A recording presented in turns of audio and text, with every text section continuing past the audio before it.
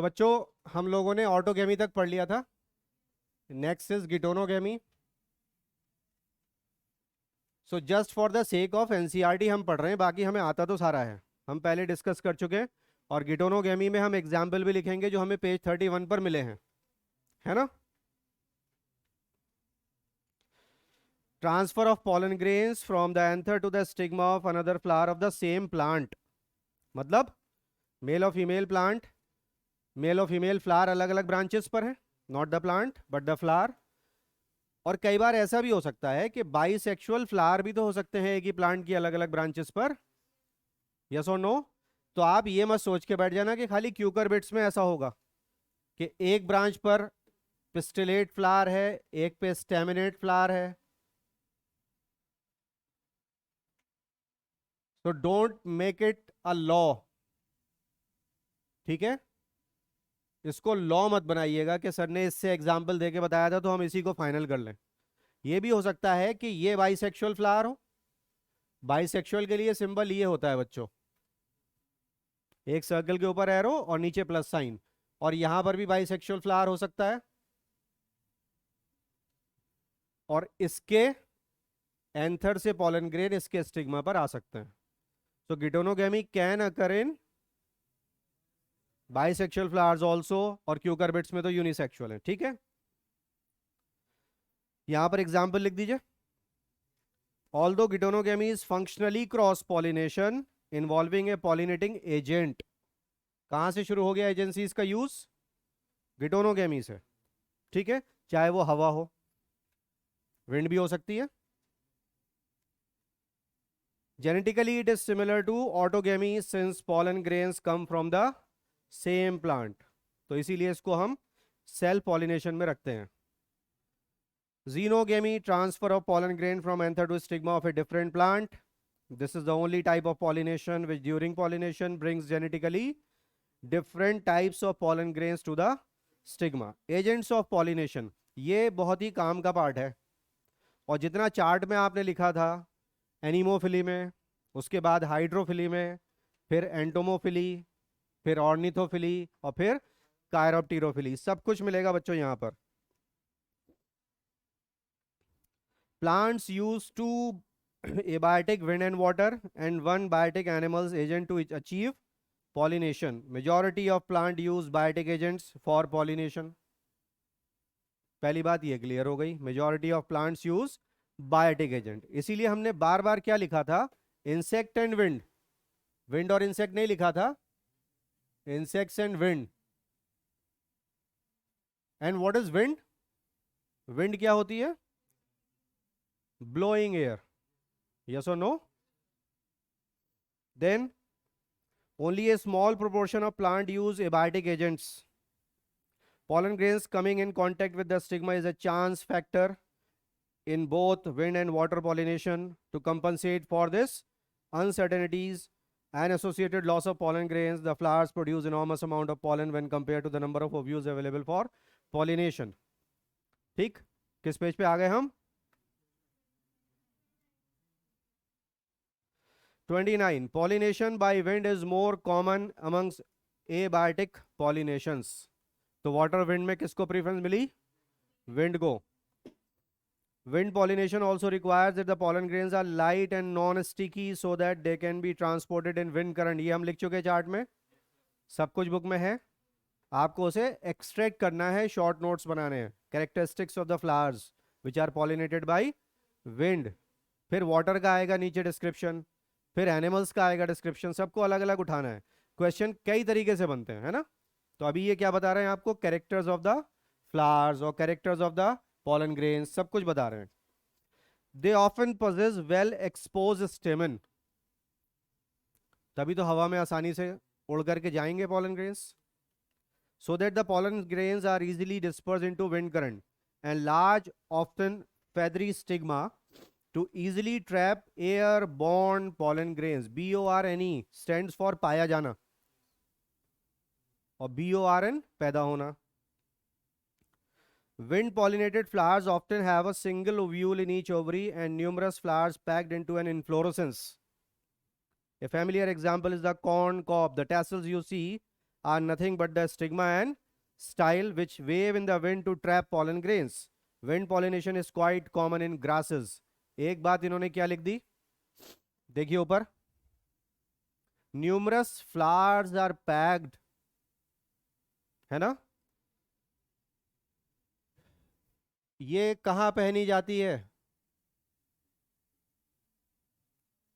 जी, जोर से बोलिए. कानों में, है ना. कान को कहते हैं year. Sure. Wheat, it is one of the monocots. Advance plant है ये, पोएसी का मेंबर है, सबसे ज्यादा एडवांस फैमिली है. वीट की इनफ्लोरेसेंस का नाम मालूम है, बुक में लिखा हुआ है. क्या लिखा है? Many small flowers are packed into inflorescence, है ना. वो क्लस्टर में होते हैं और उसका नाम होता है स्पाइक ऑफ स्पाइकलेट्स.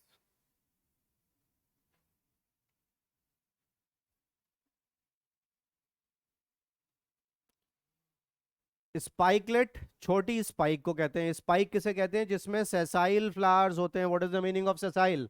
मैंने आपको बताया था, जिसमें स्टॉक ना हो, स्टॉकलेस. पंखे में ये डंडी दिख रही है, अगर ये ना हो तो स्टॉकलेस हो जाएगा, दैट इज कॉल्ड सेसाइल. तो अगर सेसाइल फ्लावर्स हो और उनके क्लस्टर्स हो तो उसको बोलते हैं बॉटनी में स्पाइक ऑफ स्पाइकलेट. इंग्लिश में बोलते हैं ईयर. इनफ्लोरोसेंस का नाम है ईयर. पिछली क्लास में हमने पढ़ा था इनफ्लोरोसेंस का नाम था हेड. बोलिए हाँ या ना. हेड किसका नाम था? Capitulum. Inflorescence of sunflower. Composite हो गए थे, बहुत सारे छोटे छोटे फूल इकट्ठे हो गए थे. अगले पेज पे इसके बारे में भी लिखा हुआ है. तो आपको प्लांट में हेड मिला जो हमारे पास है, आपको प्लांट में ईयर मिला. ईयर किसे कह रहे हैं पता है? स्पाइक ऑफ स्पाइकलेट को क्या कहते हैं? गेहूं की बालियां. कितना सुना है आपने ये? गेहूं की बालियां, यस और नो. तो उसी का नाम है spike of spikelet, that is called गेहूं की बाली. और बाली कहां पहनते हैं? स्पाइक ऑफ स्पाइकलेट को बोल दिया ईयर, और गांव में क्या कहते हैं? गेहूं की बालियां. ये नहीं कहते गेहूं में फूल आ गए. क्या बोला जाता है? गेहूं में बालियां आ गई हैं. That is flowering, blooming period आ गया. जब सबसे ज्यादा फ्लावरिंग होती है, that period is called the blooming period. आपको ईयर मिल गया, आपको हेड मिल गया, आपको आई भी तो मिली थी प्लांट में, चैप्टर 1 में, यस और नो. पोटैटो में. तो फिर क्राउन भी पता ही होगा. चैप्टर 11 में आएगा ये. प्लांट में क्राउन किसे कहते हैं? कहां पे होता है क्राउन प्लांट का? फिर से मैं बोलूंगा, चैप्टर 5 में डिलीट कर दिया था. मॉर्फोलॉजी ऑफ फ्लावरिंग प्लांट, इतना यूज है उसका, देखिए आप, है ना. ये देखिए, ये प्लांट बॉडी आ गई. Roots, stem, leaf, flower, fruit, फिर लीफ. हम सोच रहे थे फ्रूट के बाद लीफ आएगी नहीं, लीफ के बाद फिर फ्रूट आ जाएगा, फ्रूट के बाद फिर लीफ आ जाएगी. तो क्राउन कहाँ जाएगा? यह है क्राउन प्लांट का. चैप्टर 11 में याद रखना, स्पेशली पेज नंबर 200. अभी मत देखिए, रेफरेंस लिख लीजिए कि ये बात बायोटेक्नोलॉजी में, कौन सी यूनिट? बायोटेक्नोलॉजी. आप कितने खुश हो रहे हैं 12th में हमें बायोटेक पढ़नी है. आपको पता है सीबीएसई बोर्ड में बायोटेक्नोलॉजी एक सब्जेक्ट है. मुरादाबाद के किसी स्कूल में नहीं है बायोटेक. एनसीईआरटी की बायोटेक की बुक्स भी आती हैं, जैसे केमिस्ट्री की आती हैं, फिजिक्स की आती हैं, बायो की आती हैं. इसी तरह से बायोटेक की भी एनसीईआरटी की बुक्स आती हैं, और वो एक सब्जेक्ट है, ऑप्शनल. जैसे यहां पर हम क्या क्या ले लेते हैं? अरे वो भरतनाट्यम भी तो है एक सब्जेक्ट, है. अभी सुना है मैंने. होम साइंस, कंप्यूटर साइंस, है ना, और फिजिकल एजुकेशन, गिने चुने हैं. बट बड़े बड़े शहरों में बायोटेक वगैरह भी है. तो एनसीईआरटी की बुक आती है. आपको बायोटेक नहीं पढ़नी है, आपको उसकी एक छोटी सी ब्रांच पढ़नी है, छोटी सी ब्रांच, पूरी बायोटेक्नोलॉजी आपको नहीं पढ़नी है। तो बायोटेक्नोलॉजी यूनिट में चैप्टर 11 में पेज नंबर 200 पर पॉइंट नंबर 4 पर ये आएगा फिर से, क्या? क्राउन। किसे कहते हैं क्राउन? जहां पर रूट और शूट मिलते हैं उस जगह को कहते हैं crown.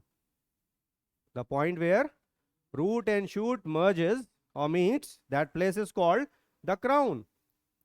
shoot base and root base ये सबसे ज्यादा करीब होते हैं प्लांट में, ये है क्राउन। आगे बढ़ते हैं। तो गेहूं की बाली क्या है बॉटनी में? स्पाइक ऑफ स्पाइकलेट, और इंग्लिश में ईयर। एक्चुअली ये भी बॉटनी में ही नाम है, ईयर। जैसे हेड बॉटनी में नाम था, आई बॉटनी में नाम था, ऐसे ही नाम ईयर भी बॉटनी में यूज होता है, बट ज्यादा ऑथेंटिक है स्पाइक ऑफ स्पाइकलेट कहना। इनफ्लोरोसेंस बहुत छोटा था ना, चैप्टर 5 में शुरू होते ही खत्म हो गया था। जैसे मुन्ना भाई में वो रूम मिला था मुन्ना भाई को, जिसमें सर्किट ने कहा था कि ये तो शुरू होते ही खत्म हो गया, बिल्कुल ऐसे ही वो भी था इनफ्लोरोसेंस। दो बताए थे, रेसिमोस साइमोस। अगर अनलिमिटेड ग्रोथ है तो रेसिमोस, और लिमिटेड ग्रोथ है तो साइमोस, that was all. But here ये सब चीजें पहले बहुत थी, अब हटा दी गई हैं। चलिए अब आ जाते हैं मेन पार्ट पर। देखिए वाटर पॉलिनेशन कितना जबरदस्त डिस्क्राइब्ड है। मैंने बोला था ना आपसे, एक्सप्लेन्ड नहीं है, डिफाइंड नहीं है, डिस्क्राइब्ड है। Pollination by water is quite rare in flowering plant. पानी से बहुत कम, पानी के पेड़ों में तो होता ही नहीं, बहुत ही कम। यही बताया था मैंने, सब आपकी बुक में लिखा हुआ है। पहली बार पढ़ने में टाइम लगाना चाहिए, खूब टाइम लगाना चाहिए पहली बार पढ़ने में, जिससे नेक्स्ट टाइम रिवीजन 10% टाइम में हो जाता है। हमें पता होता है कहाँ पे क्या लिखा है। और साइड में जो जगह होती है ना, इंडेंटेशन बोलते हैं इसको, खाली जगह, यहाँ लिख लिया कर ये इंपॉर्टेंट पॉइंट अगर आपको लगा करें। बट हर चीज, हर लाइन इंपॉर्टेंट है, क्वेश्चन कहाँ से आ जाए हमें नहीं मालूम। Pollination by water is quite rare in flowering plant and is limited to about 30 genera. So we'll stop for some time, then we'll continue the class. Let the light come.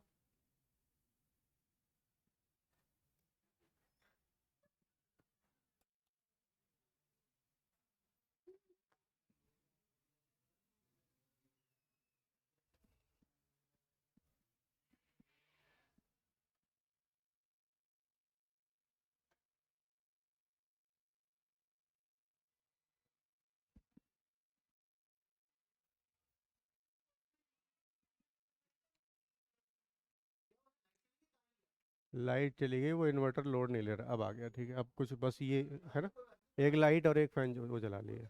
ठीक है,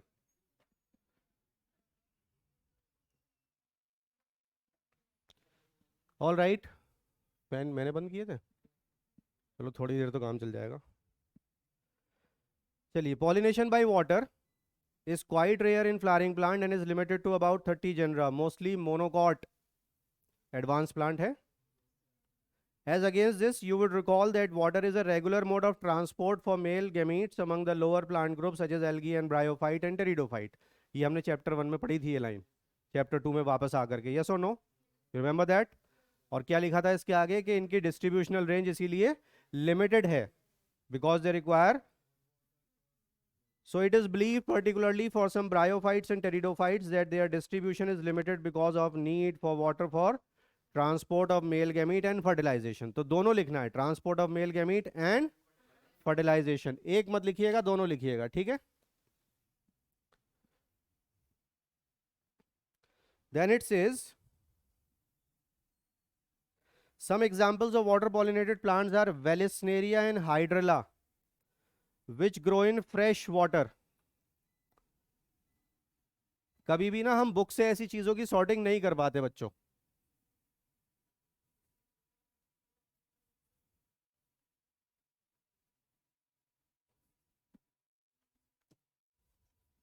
हम बात कर रहे हैं किसकी? हाइड्रोफिली की।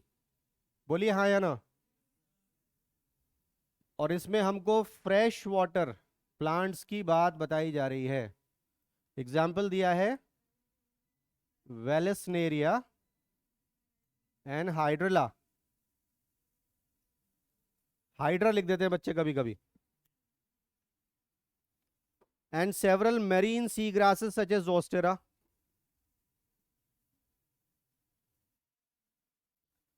आपको बताता हूं मैं हमेशा कि आप सीखिए पढ़ना कैसे है ना, बुक को भी कैसे पढ़ना है।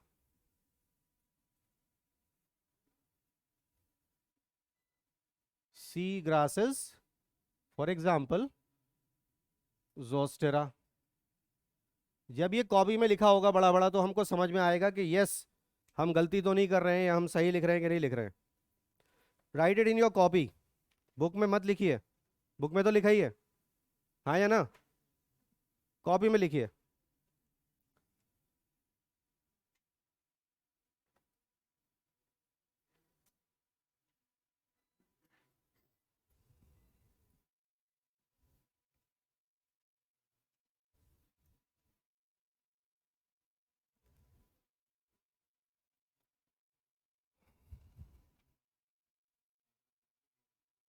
बुक में सिंगल ओ लिखा है तो आप भी उसी तरह से लिखिए, ZOSTERA, Zostera, hydrilla and Vallisneria.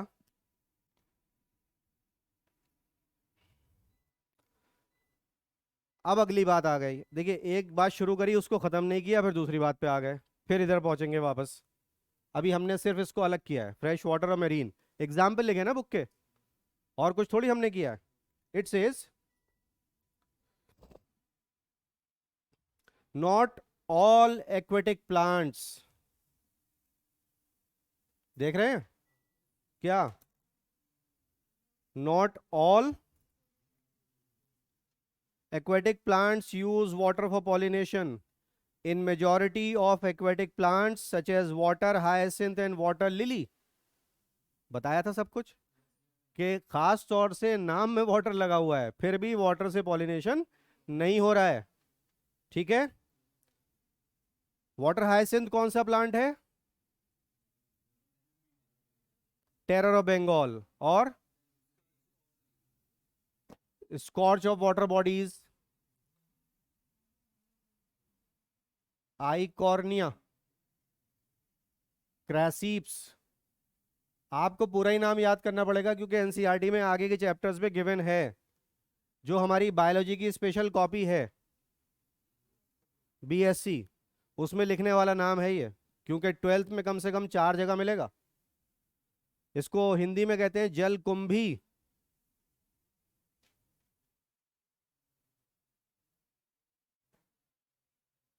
और मैंने आपको मानसरोवर का एग्जाम्पल भी दिया था, डू यू रिमेंबर।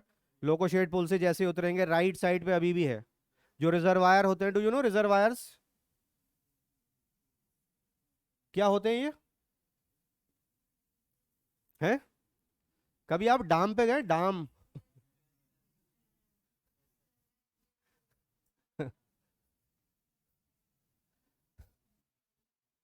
डाम पूछेंगे तो जल्दी पहुंच जाएंगे, सच बता रहा हूँ।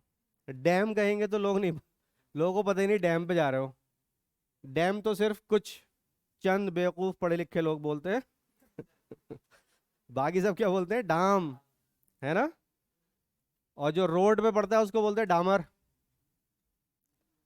जब सड़क पड़ती है तो क्या कहते हैं, तो जब आप डैम पर जाएंगे, मैंने आपको बताया भी था, चूका बीच सर्च किया, कितना करीब है, वहां जाके लगेगा कि वाकई समुद्र देख रहे हैं आप, इतना बड़ा है। तो रिजर्वायर जहाँ की डैम से पहले पानी को रोका जाता है और बहुत पानी इकट्ठा होता है वहां पर, वहां तो ये ऐसे ग्रो करता है, वाटर हाइसिंथ के पूछिए मत, इतनी तेजी से हम साफ नहीं कर सकते जितनी तेजी से ये ग्रो करता है। तो वाटर हाइसिंथ इसका English name, terror of Bengal, Bengal में बहुत ज्यादा है, और ये क्या करता है, पानी की ऑक्सीजन को डिप्लीट कर देता है, यूज कर लेता है उसे।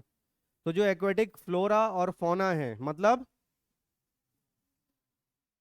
फ्लोरा एंड फौना, वो मर जाते हैं जब पानी में डिजॉल्व ऑक्सीजन कम हो जाती है। DO, that is dissolve oxygen, ये होनी चाहिए पानी में। और फिर पानी से स्मेल आती है, आप कई बार एक्सपीरियंस भी किया होगा, अजीब सी स्मेल होती है, आप खड़े भी नहीं हो सकते वहां पर। तो ये मैंने इसको दिखाया भी है चैनल पे, आप देख लेना, इसकी वीडियो बनी हुई है। तो ये पानी के ऊपर तैरता रहता है क्योंकि इसका पिटियोल फूला हुआ होता है। Inflation, you know the meaning of inflation? Inflated petiole. जब हम बलून में हवा भरते हैं तो उसको क्या कहते हैं? We are inflating the balloon. ठीक है, we are not filling air into the balloon, we are inflating the. तो इसके जो पिटियोल होता है बिल्कुल इन्फ्लेटेड, फूला हुआ, इसलिए ये पानी में तैरता है। क्यों फूला हुआ होता है पिटियोल? क्योंकि उसमें वो होता है जो आप नाइन्थ में पढ़ करके आए हैं, ये लीजिए, हवादार पेरेनकाइमा। पेरेनकाइमा टिश्यू जिसमें लार्ज एयर स्पेसेस हैं, दैट इज कॉल्ड एरेनकाइमा। ठीक है, गॉट इट? चलिए, तो वाटर हाइसिंथ और वाटर लिली, इनमें किससे पॉलिनेशन हो रहा है?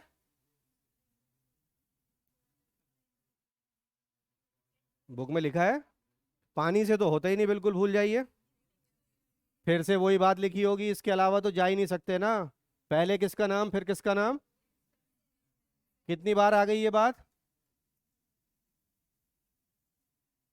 वैसे तो अभी पहली बार आई है, लेकिन उन्होंने इसका इशारा पहले दे दिया था, है ना, कि ए बायोटिक में विंड सबसे ज्यादा है और एनिमल्स में बीज हैं, इंसेक्ट्स हैं, इंसेक्ट्स में बीज हैं, वो आगे बता रहे हैं। चलिए खैर, अब देखिए मजे की बात शुरू होती है। ये कहते हैं in majority of aquatic plants such as water hyacinth and water lily, flowers emerge above the level of water. इसको लेके ही इसलिए आए थे इंडिया में, आइकॉर्निया को किस लिए लेकर के आए थे? Because of its beautiful flowers.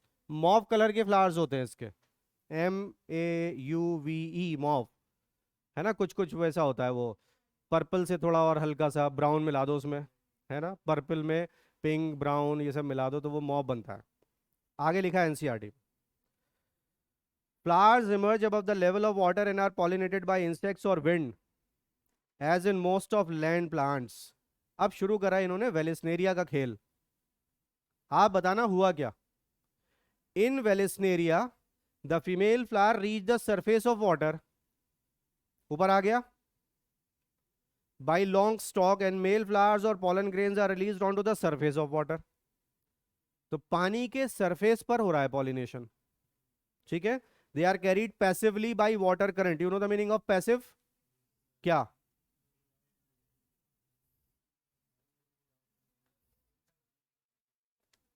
लो भाई, फिर से वहीं आ गए।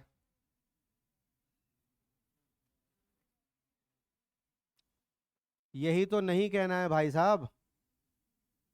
हम किसी से ये बोलते हैं कि हम पैरों के जूते खरीद के लाएं, हाथों की चूड़ियां, आंखों का चश्मा, बोलो बोलो, पैरों के मोजे, सॉक्स, पैरों के सॉक्स लिए, हाथों के भी ले लेते हैं, यस और नो? आंखों का चश्मा खरीदा है तो लोग कहते हैं अकल पे जो पड़ा है उसे तो हटाओ पहले। बहुत सारी बातें हैं। नहीं, कानों के बुंदे, टेल मी, कैसा लगेगा? हम जल वाटर पी रहे हैं। ऐसे ही ये भी है कि हम पैसिव का मतलब बता रहे हैं विदाउट एनर्जी। अरे ये इसका मीनिंग है, पैसिव का मीनिंग है विदाउट एनर्जी। जिसे ये पता है पैसिव हो रहा है उसे ये पता है एनर्जी नहीं लग रही है। 11th में ये बात बता बता करके मैं थक गया था। डोंट से कि passive without energy and active with energy, ये तो इसका मीनिंग है। तो आपने क्या नया कर दिया अगर आपने ये बोल दिया कि passive without energy and active with energy, तो क्या नया कर दिया? मैं आपको बायो पढ़ा रहा हूं और आप मुझे बायो पढ़ाएं, किसको ज्यादा मेहनत लगेगी? ऑफ कोर्स आपको, क्योंकि मैं थोड़ी सी ज्यादा जानता हूं आपसे, है ना, नॉलेज में नहीं, पढ़ाने में। पढ़ाने का थोड़ा सा एक्सपीरियंस मुझे ज्यादा है, नॉलेज तो आपको बहुत है। अच्छा, आप मुझे फिजिक्स पढ़ाएं और मैं आपको फिजिक्स पढ़ाऊं, मेरी तो हालत खराब हो जाएगी। एक भी डेरिवेशन नहीं आता मुझे, फॉर्मूला तो बहुत दूर की बात है। यस और नो? और आप मुझे आराम से पढ़ा देंगे, क्योंकि आप ये सोचेंगे सर को क्या पता, कुछ भी पढ़ा दो। यस और नो? वैसे आप ठीक पढ़ाएंगे, इतनी उम्मीद है। तो जो काम मैं बायो पढ़ाने में आपके साथ कर रहा हूं वो पैसिव है, और जो बायो पढ़ाने में आप मेरे साथ करेंगे वो एक्टिव है। ठीक है, ये देखिए और ये देखिए, this is A and this is B. इनको नीचे आना है, इनको ऊपर जाना है। ये है पैसिव और ये है active. Up hill down hill, इतना सा फर्क है बस। मतलब फिर से समझिए, this is the building of your coaching. मैं यहां पर खड़ा हूं, मेरे पास एक बाल्टी में काला सा गंदा रंग है, और आप सब यहां पर खड़े हुए हैं, आपके पास भी बाल्टी में काला सा गंदा रंग है। मैंने ऐसे करा, इधर से ये। अब आप ये कहेंगे सर हम तो बच जाएंगे, तो मुझे पता है आप बचेंगे, इसीलिए मैंने उस जगह फेंका जिस जगह आप बच के पहुंचेंगे। नहीं समझे? तो आप सब काले से गंदे रंग में रंग गए, है ना? एक सेंटेंस की इंग्लिश बना के दिखाओ सब लोग, चलो लिखो। है क्या? हिंदी में बोल रहा हूं, उसकी इंग्लिश लिखो क्या होगी, आगे काम में आएगी बायो में। मेरा जूता कीचड़ में सन गया, अंग्रेजी बनाओ। बायो की क्लास है, अंग्रेजी सिखाई जा रही है। कहते नहीं है ये?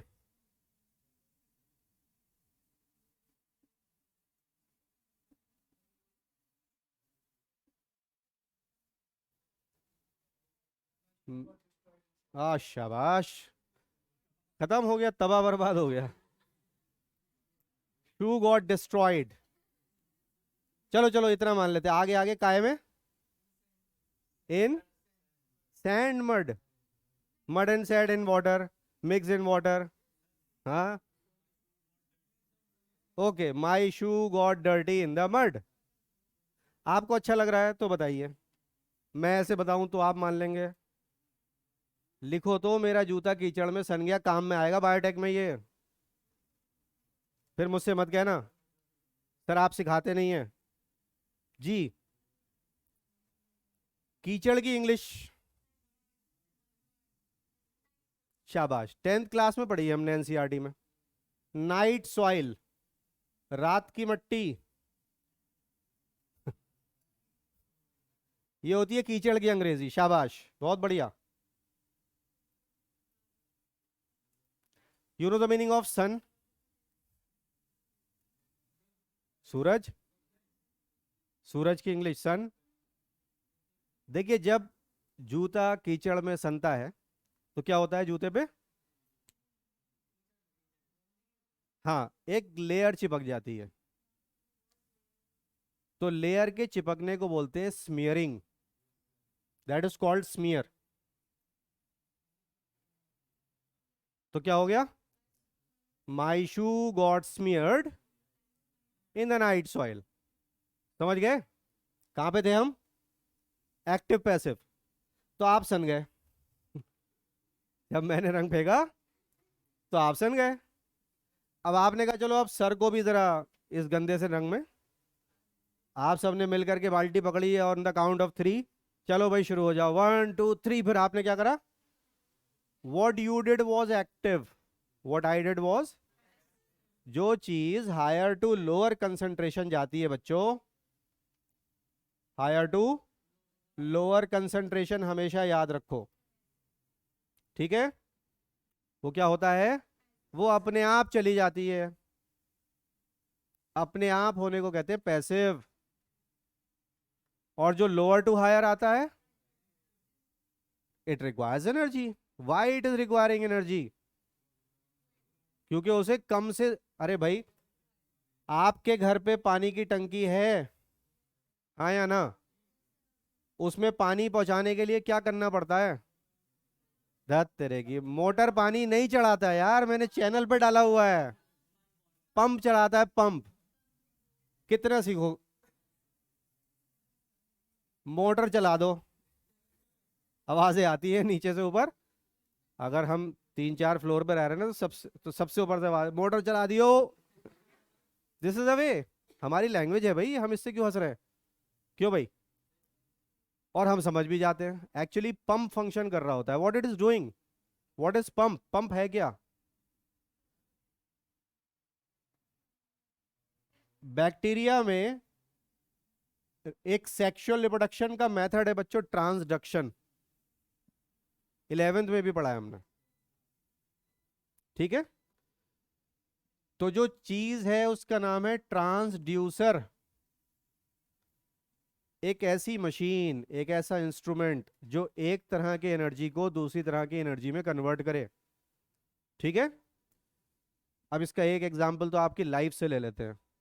डॉक्टर ने लिख दिया अल्ट्रासाउंड करा लाओ, लिखते हैं कि नहीं? और आप करा भी लाते हैं। आप अल्ट्रासाउंड कैसे करा के ला सकते हैं, बता दीजिए। अल्ट्रासाउंड, साउंड की वेव्स होती हैं 1 to 20 मेगाहर्ट्ज। तो साउंड की वेव्स करा लाओ। टेल मी, पकड़ सकते हो? अच्छा, कैसे लेके आओगे डॉक्टर के पास? Tell me. एक और है, एक्सरे करा लो। ये लो भाई, एक्सरेज दिखती हैं। क्या कराने जा रहे हो? एक्सरे। एक्सरे करा लो, अल्ट्रासाउंड करा लो। फिर आके कहते भी हैं, वहां जाके भी बोलते हैं एक्सरे कर दो भैया, अल्ट्रासाउंड कर दो। और वो समझ भी जाता है। यही चल रहा है ना, लैंग्वेज ऐसी बना ली हमने। किसके पास जाते हैं एक्सरे कराने? डॉक्टर का नाम बताइए।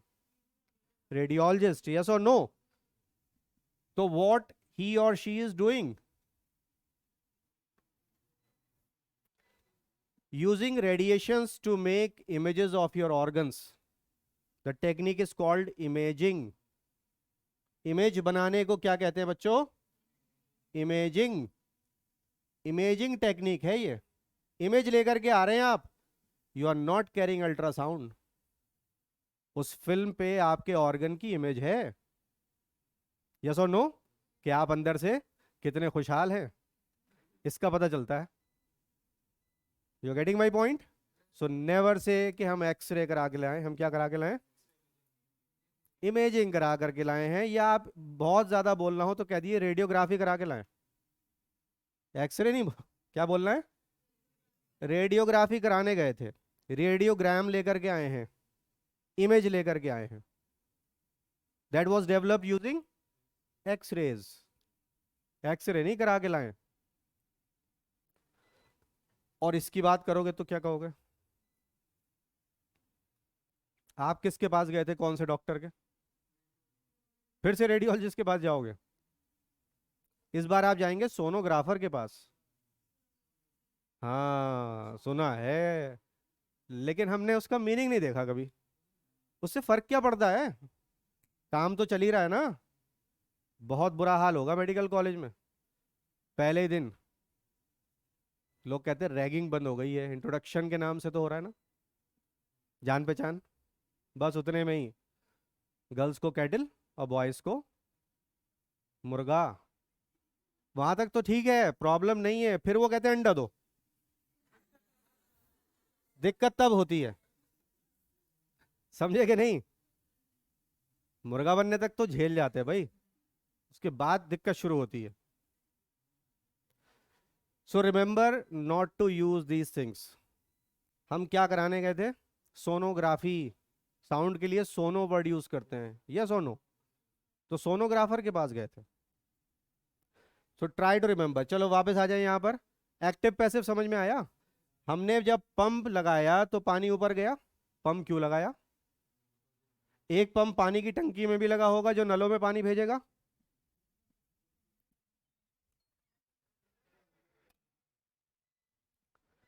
बोलो बच्चों।